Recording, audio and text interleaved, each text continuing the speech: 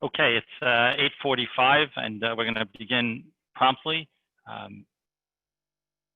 Hidary, do you want to just say a word to the crew?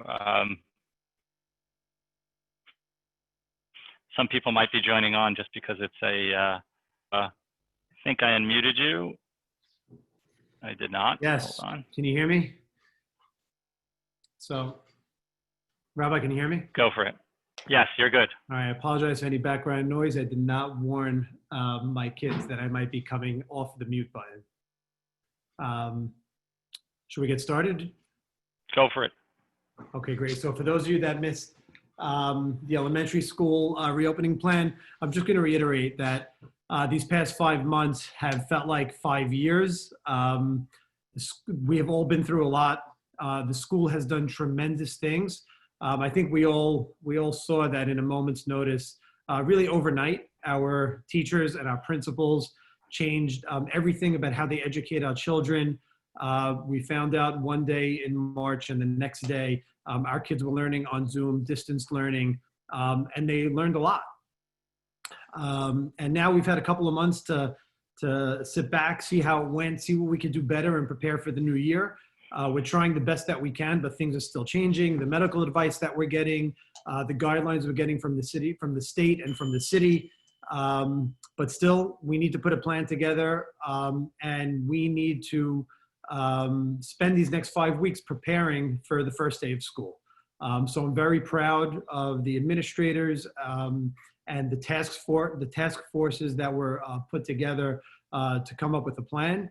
This plan was worked on together with the chairs of the Board of Ed. It was presented to the Board of Trustees. The task force consisted of principals, of teachers, and I think it's a great plan. Of course, things are still changing. We'll see what happens over the next 5 weeks, but this is a plan that accomplishes two very important goals. One is it gets our kids back in the building, because to educate the whole child, we think it's imperative that we have our children in the building.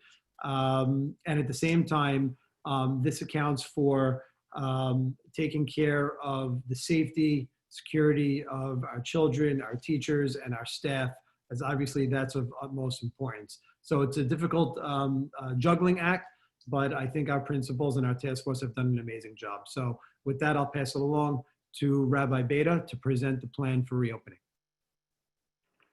Thank you, Avi, and thanks for all you do all the time for the school. It's really just significant. We don't know where we'd be without you. So I want to begin by wishing everyone well and hoping everyone has had a great summer. You know, it's been a bit hot, depending on where you are, but it's been hot, but hopefully you've had it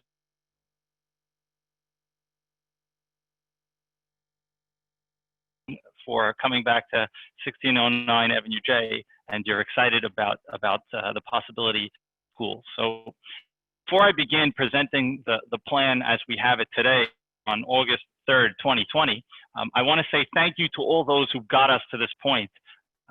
You know, we have, over the last month, reworked this plan completely 3 times, and that has involved a tremendous amount of teamwork and feedback from lots of different individuals, and I really want to thank them as much as possible right now.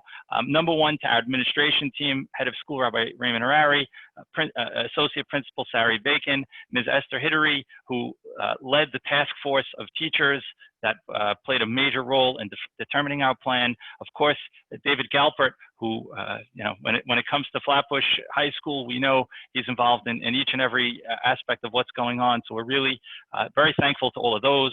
We're thankful to our lay leaders, especially our president, the board, and the board includes the Board of Education, the trustees and officers, really been very, very helpful in providing ideas, feedback, and so on. I want to thank our elementary school. It's been great to partner with and work with Rabbi Saidi and his whole team, as well as the executive office. Rabbi Rothman and his whole team have been invaluable in helping us get to where we're going to be. I also want to say thank you to an incredible medical advisory group We're talking about major decisions that involve the health and well-being of all of our family, our students, our teachers, everyone that comes involved in our building, and we take this very, very seriously. And that's why we made sure to have a tremendous and diverse group of doctors, medical experts who helped consult on everything that we did. I also want to say to our students, we had student feedback sessions, so we got a lot of feedback from students, and also our parents, many parents in ways formal and valued, because so many different viewpoints that come in, kind of it's like crowdsourcing. It gets us great ideas, and many of the great feedback and ideas and insights that people have given to us have found its way into our plan. So we're really thankful for that. And I'm also thankful for the conversations we had with peer schools, both locally and around the country, and honestly around the world. Being able to work with excellent educators around the world helped us form where we got to. Okay, that's a lot of people to thank, but I didn't want to leave anyone out, because all of those people were part and parcel of coming up with what we've got right here. What you're going to see tonight is basic information. There are numerous details that you will not be addressed in a short information session. That doesn't mean that they're not being addressed. Many are being addressed, and it's just too much to deliver over a medium like this. And some are not yet addressed and may figure it out. So we'll have time for feedback and thoughts and insights a little bit at the end of this session, but also there will be other ways to ask questions if we haven't answered them. Tomorrow there will be an email which will kind of summarize all of the things that we've talked about tonight and probably give even a little bit more detail. So that's something to keep in mind as well. That's it. Okay, the last thing that I wanted to say was really the first thing that we know, anyone that knows, that's been in our building over the last number of years knows that our number one priority has always been and will always be the safety and security of our students, teachers. It's very, very important that all the people in our building, in order for them to do the wonderful things that they do, need to feel safe and secure, and we work absolute hardest and continually evaluating how we can be better at this. But safety and security is number one, and it's number one in terms of the way that we're dealing with what we have here. So that's something to keep in mind. It's been on our minds. This is something that has weighed on our minds enormously, and we hope that you'll see. We think we've come to some good places. Okay, what you're seeing in front of you is just one picture of one class, but this is the magic we want to get back to. Students learning in our school. We've been away from it for a while, and we really look forward to the day where we can have this and see this wonderful picture, which we got so used to over so many years to take for granted. We want to get back to it as best as we can. We want to take care of our students and also our teachers, and we want to have all of that in mind. How are we going to do that? Because as much as when we see this, we say, wow, this is fantastic, we can't wait to get back to this. We know that when the coronavirus looks at this, it says, this is the way I could spread. And so how do we do that? Well, we have to keep in mind that that problem not only happens in our classrooms, but also in our public spaces. And kind of when we're deciding how we're dealing with things, you should know that we have kind of two hats on. Hat one is the classroom, and hat two is the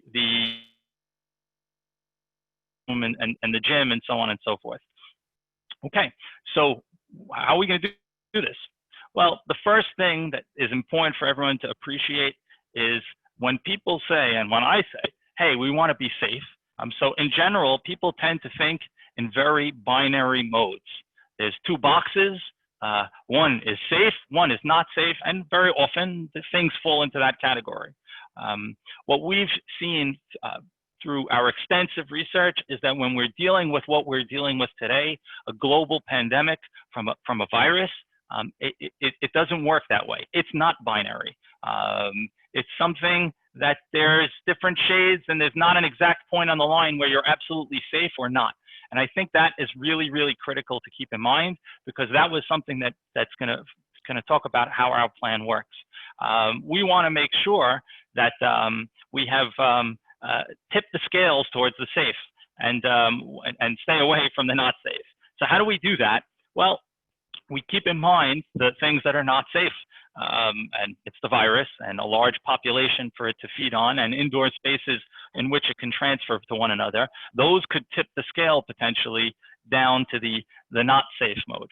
But steps, or as many as you can, such as a low infection rate in the area, screening processes, face coverings, hand hygiene, air filtration, social distancing, barriers, cleansing, and so on and so forth, you can get to a place, and we believe that we're going to get to a place where we can say we're predominantly safe. And again, it's, as we've said, and we'll continue to say, it's not binary. We cannot promise.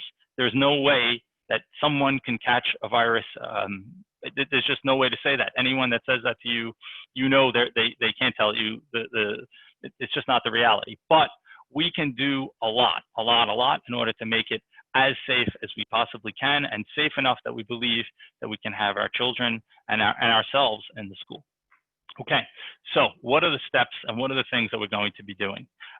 Well, school work for us, and a key part of our plan is that, of course, you know this, that people will be wearing masks. We need our students, our faculty to wear masks. Masks are the #1 thing that anyone can do in order to act against the transmission of a disease, whether to infect somebody else or to catch them from somebody else. Wearing masks, face coverings are very, very important. Our policy is going to be pretty clear and pretty uniform. Everyone has to wear a mask, and everyone has to wear a mask pretty much the whole time. There are very few exceptions to it. Eating will be an exception, but basically we're going to say in class, in the hallways, wherever you are in the building, you need to wear a mask. We appreciate that it's difficult. I'm going to come back to that. We will find ways to make time and space where students can not wear a mask, and when teachers cannot wear a mask. But the basic parameters are that in order for us all to be safe, wearing masks is very, very critical. The second thing that's very, very important to our setup is the barriers. If you were on the elementary school, you probably saw that the desks in all of the rooms will have, all the classrooms will have barriers. Now, this is very, very significant.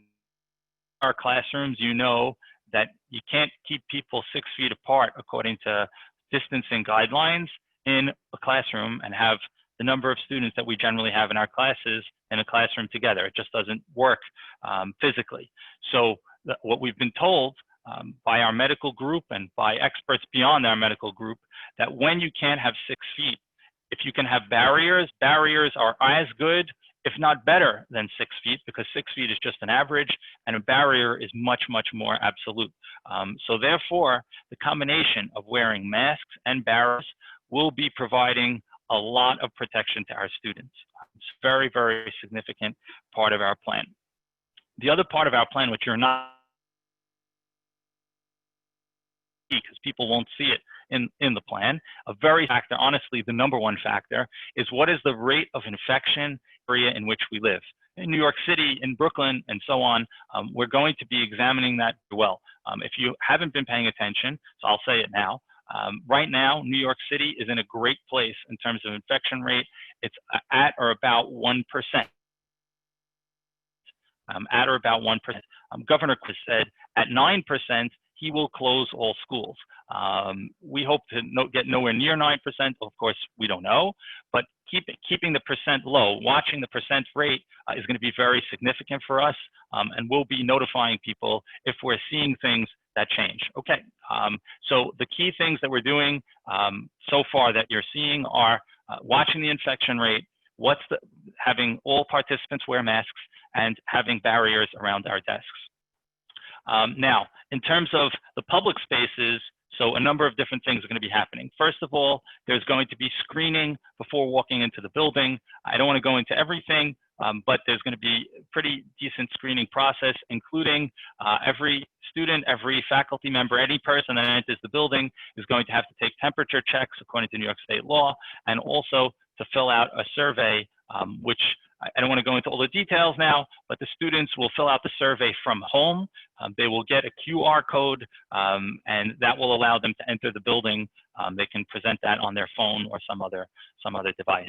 Okay, so the screening is going to be very significant. There's going to be marking all over the building in order to help people social distance when not in classrooms, and that's going to be significant.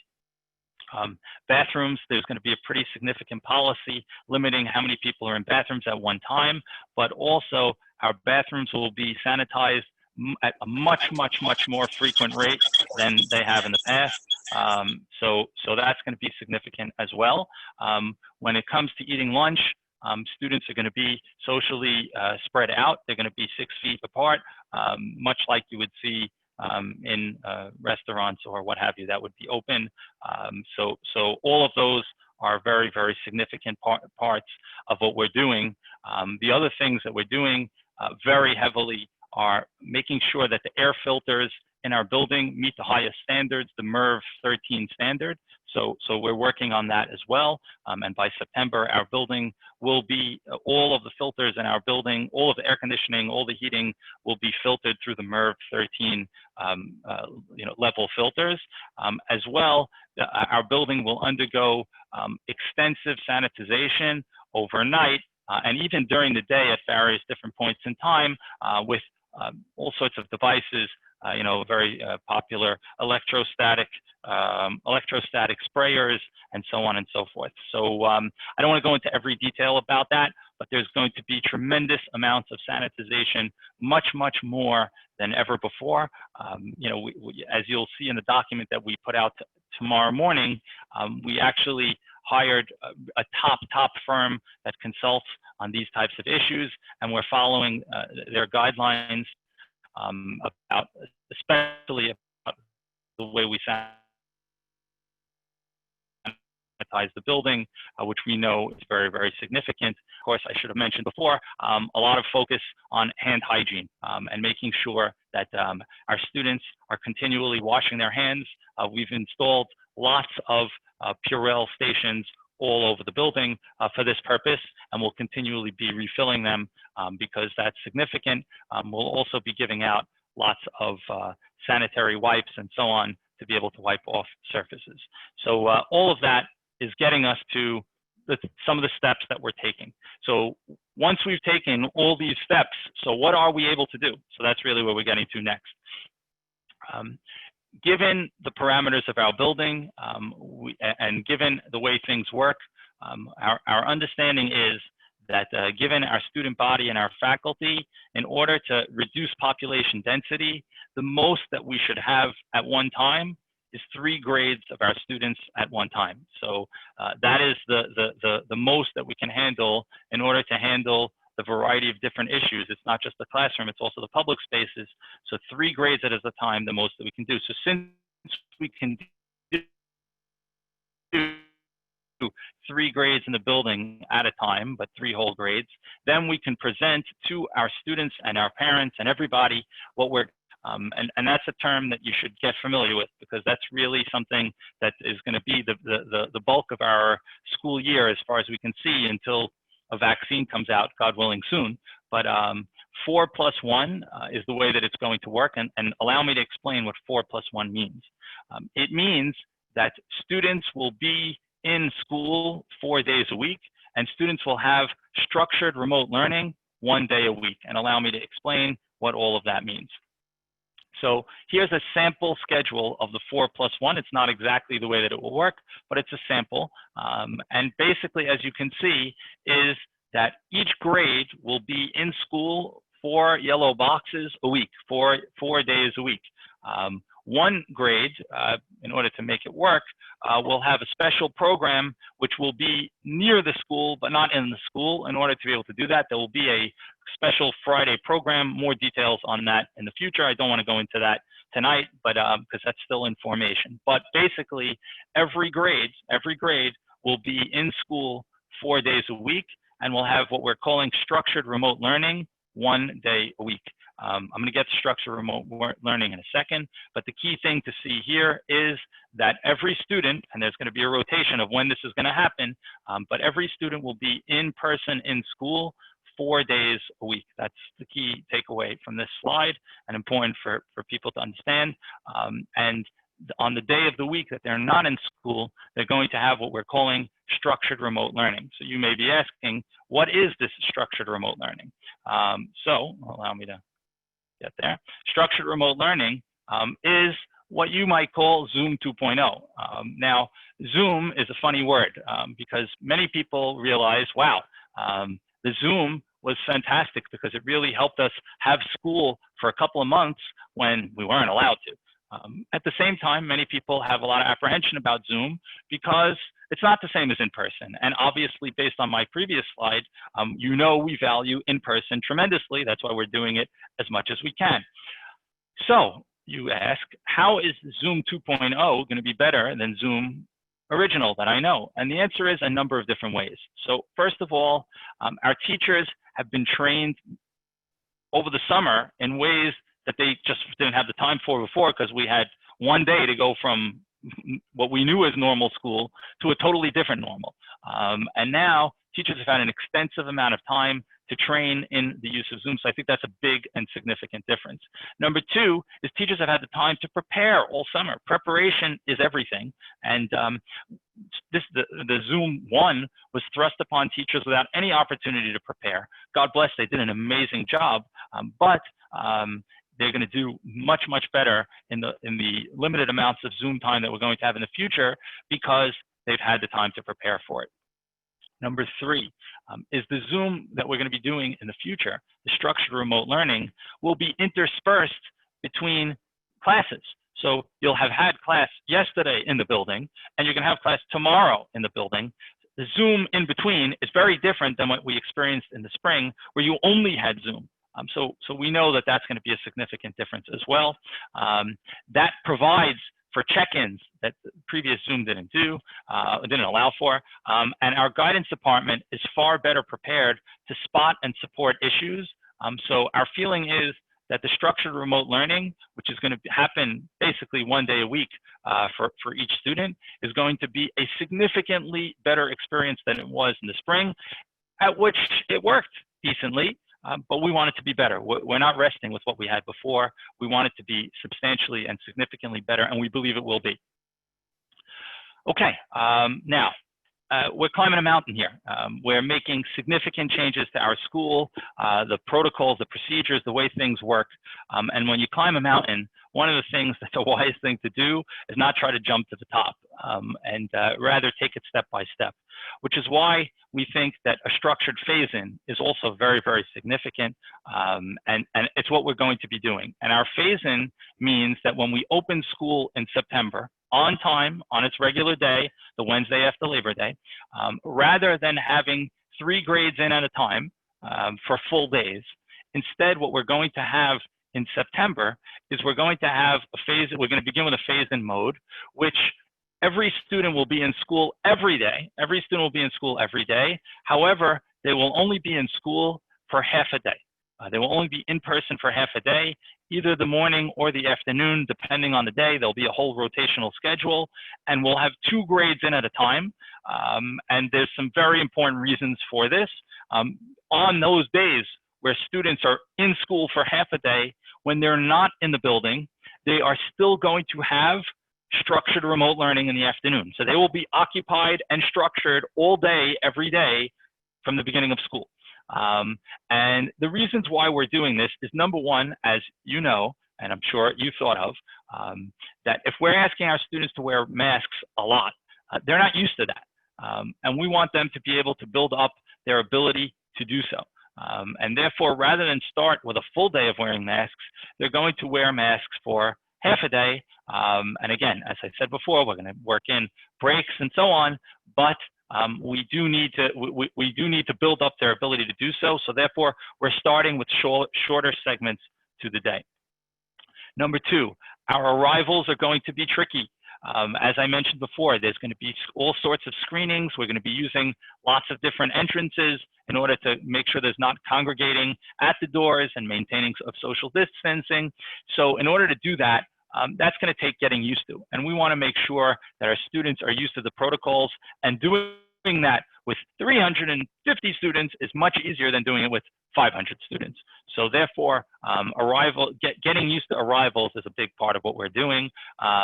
You know, the restrooms, getting used to that procedure is significant as well. Lunch is one of our biggest challenges. And in order to handle lunch, we want to postpone that a little bit till we get used to all the other things that we have to do. And that's going to be significant. So when do we think that this phase-in will come to a conclusion? I don't know for sure, and I don't want to promise a time, but right now, it doesn't take a genius to look at Sukkot as a natural break-in point. There's about 14 or 15 school days until Sukkot. So that's right around the right time, either a little before, a little after. That's what I would guess. Please don't hold me to that, because honestly, it's going to depend on our understanding of the situation, which, as we all know, the situation in general has been fluid and has been changing, and we'll need to see how we're doing.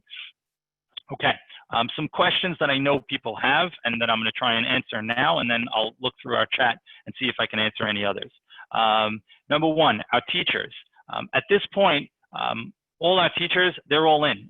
They've seen the plan, they understand the plan, and they're coming. And not a teacher has said to us, I'm not coming. I don't feel safe in the building. Our teachers do feel safe in the building, given all the procedures and protocols that we're taking. So I think that's important. Number two, students that are not comfortable and not attending school. So look, we understand that students are immunosuppressed, that there are some students that are immunosuppressed or have issues in their family with someone that's immunosuppressed, and therefore can't come to school. And what I can say today, without going into too much detail, is that we're going to do a lot to take care of those students, to make sure that they can get the fullest remote experience possible. Beyond that, I'm sure there are some people that are hesitant. We're going to work through what the issues are, and if we can address them, we can address them. And if we can't, we'll see. We pledge to try and work with everyone, but you know, the basic gist and the basic understanding we've had so far is that we hope that most people are ready to come back to school under the circumstances that we mentioned. Okay, a big question I know is on a lot of people's minds. What happens when there's an infected person? What are we doing? And I know some of you may have seen that New York City said if there's one person or two people, close everything down. So we've spent a lot of time talking with our doctors, and you know, one of the things is that there's lots of different types of cases.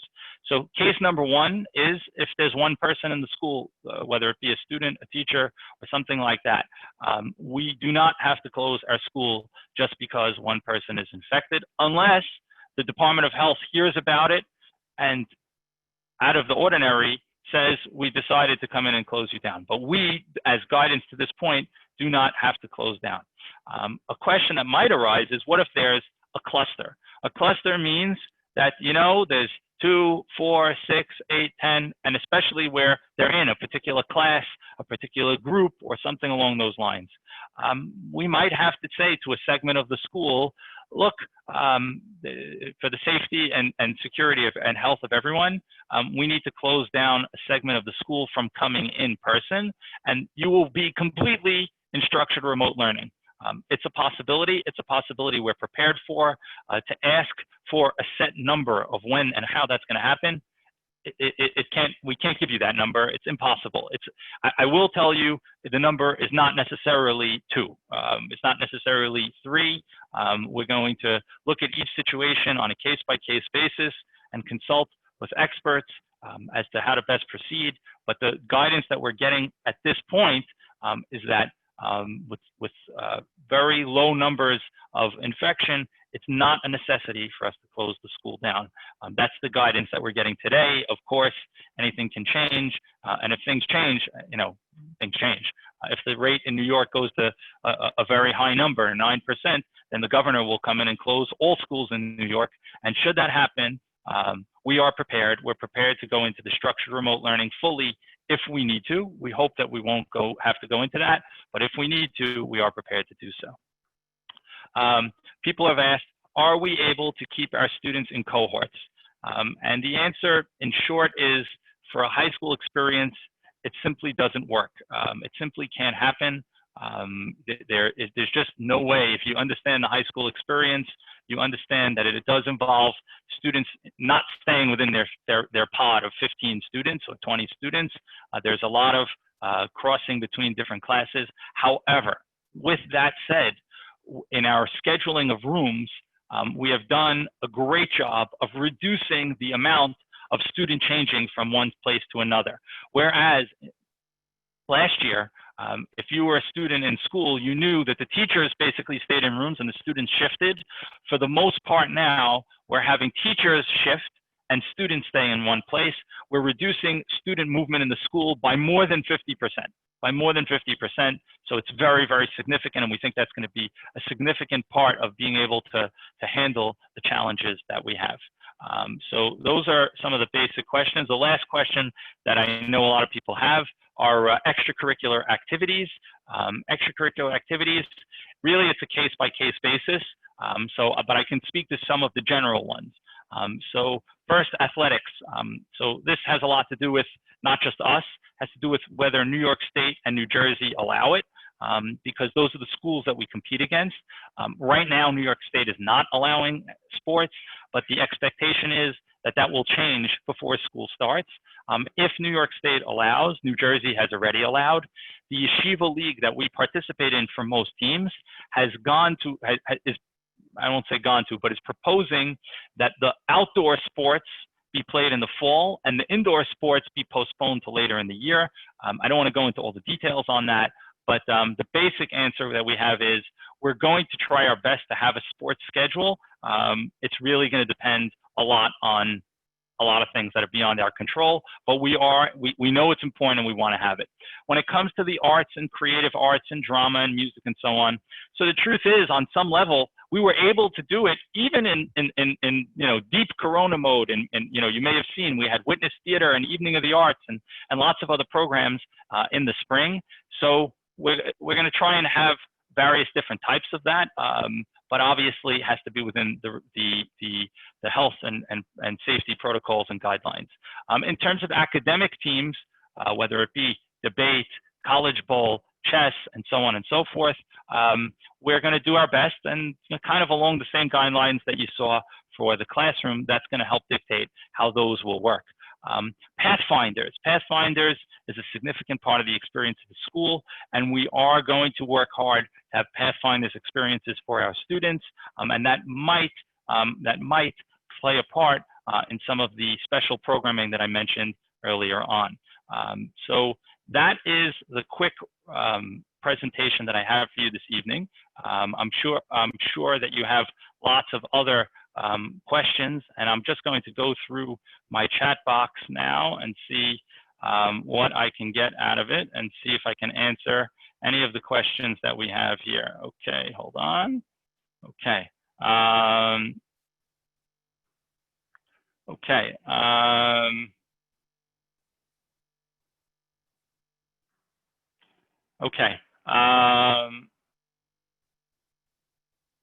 What about during gym? I don't know what that means. Okay. Why can't our students take off the mask during the classroom? So it's a great question, and I know everyone wants to know the answer to that question. And the answer is because we need to keep safe. And by wearing the masks the full time, then God forbid someone's infected in our building, by the fact that so many people are wearing masks, that makes it safer to be able to come back tomorrow. God forbid someone else was in the room or down the hall and they tested positive. There was a great quote that I'd love to share with you. It was given by I don't remember the name of the person, But one of the top health experts in the nation was on Face the Nation this Sunday morning, and he said, you know, when 85% of a population is wearing masks, it's as good as you're as effective as the complete shutdown that we did way back when. So it's really, really significant. The masks are the number one thing that we could do. We know it's not simple. We know it's not easy. We know it's a sacrifice. But we're talking about shared sacrifice for the responsibility of taking care of the whole. And that's a very, very significant theme that we're going to be educating our students. The idea that it's not only about me, it's about us. And that's a very, very significant message that we always want to teach. And we're going to use this as an opportunity for that educational point. Okay. Next point. Let's see what else I could get to here. Are the barriers fire hazards? Great question. According to New York City and New York State, no. They're pretty contained. They stay on the desk, so it should be not a problem. Are students allowed to go out for lunch? We have not decided how that will work yet. So a good question, and the answer, like some of the other answers that we have, is we still don't know yet. So we're working on it. Can students hear well through plastic barriers and so on? A great question.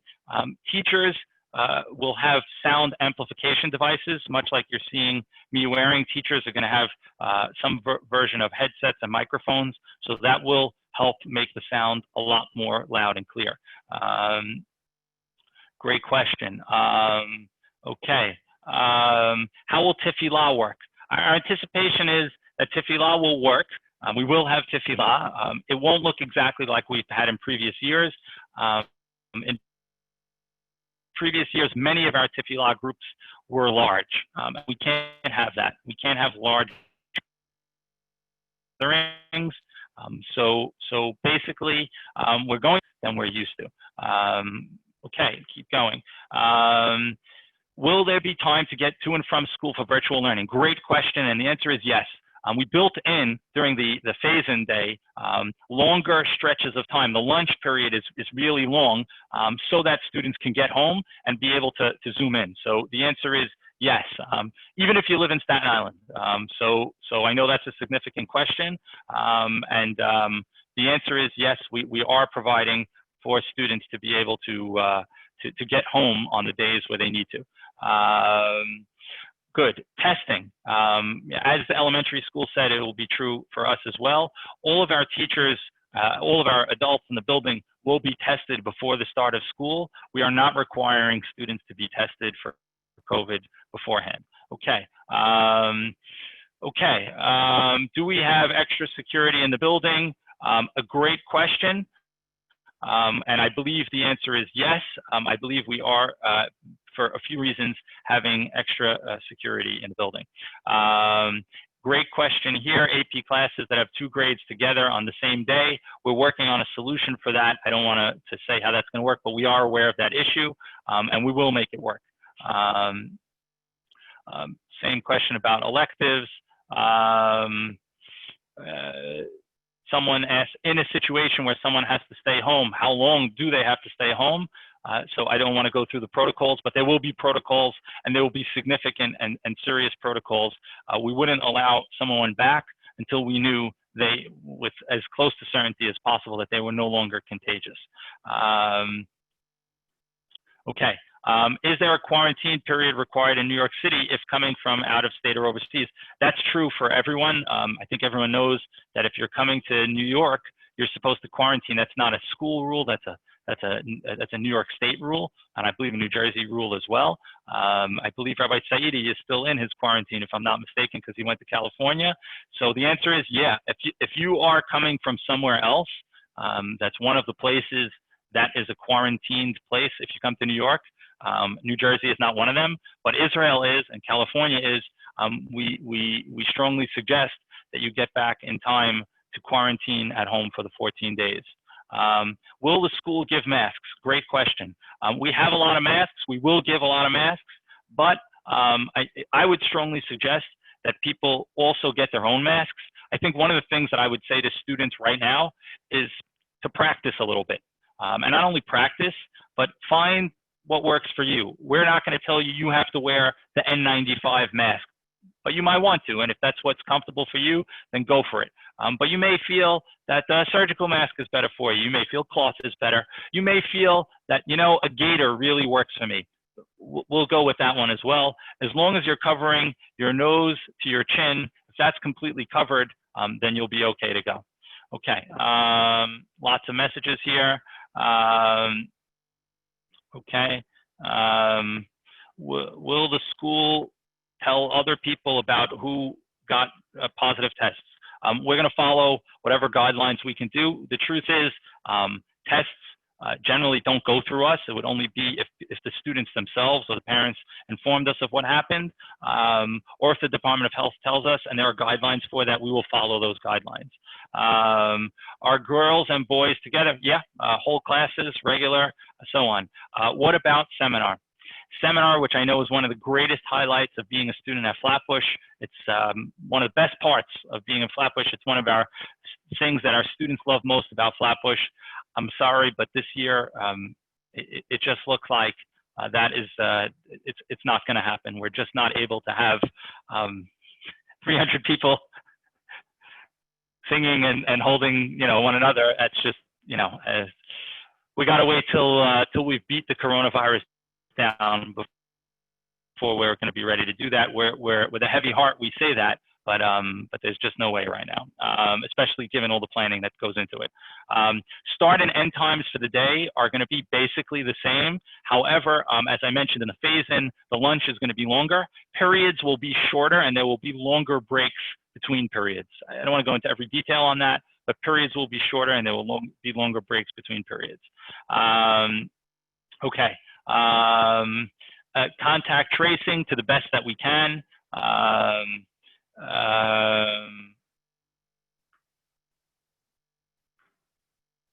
Okay.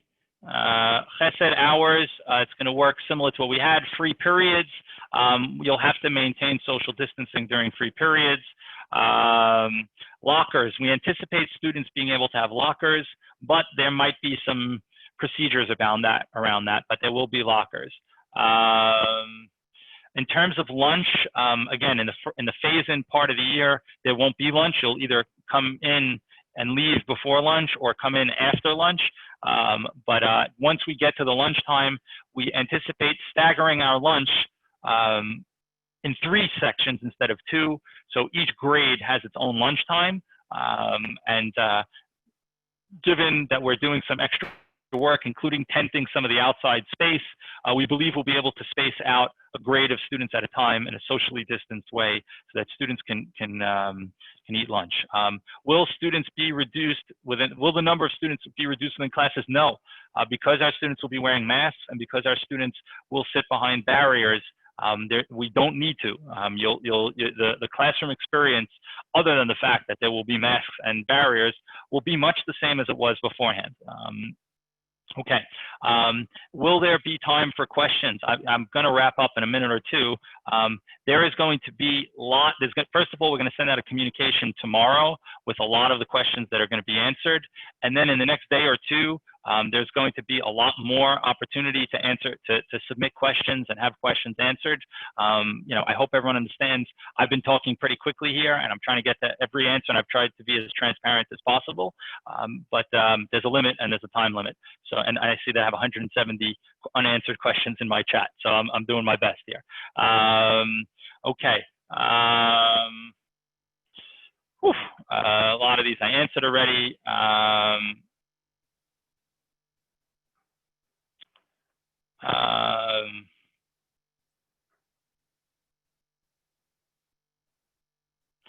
Students don't need to be tested for the virus. They will be tested for temperature, as I mentioned. A lot of these questions I kind of answered. In terms of absences, we're really going to, you know, someone asked a great question about how we deal with absences, especially given there's going to be some pretty significant screening processes and so on. We're going to, you know, I'm going to say it's a case by case, but we're going to work really hard. We have a fantastic guidance department and dedicated group of grade advisors who are going to really work hard to help catch our students up that need the catch up. We know that's a significant issue, and we're really going to dedicate a lot of time to that. Look, I'm at 171 and I hit my time, 171 unanswered questions. So what we will do is we will look at the unanswered questions. We'll try and get back to, in a general sense, get back with publications that answer as many questions as possible. This session was recorded, so we will send that out and you will be able to watch it. So if you missed anything, you'll be able to get that. And I see some of the questions are from people who missed a point that might have been made. Let me just say some of the important things one last time. Health and safety, it's not binary, but we're doing our absolute best to make sure that you can basically say that you can feel safe in our building, and we think that's very, very important. Under those circumstances, through all the steps that we've taken, the low infection rate, the masks, the barriers, the social distancing, the sanitization, the extra cleaning of the bathrooms, the on and on, the air filters, and so on and so forth.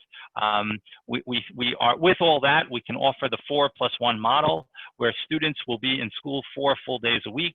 That won't be the way the year starts. We'll be starting with a phase-in, because when you're adjusting to change, it's always better to do it in steps if you can. And we believe that that's what we're going to be doing here.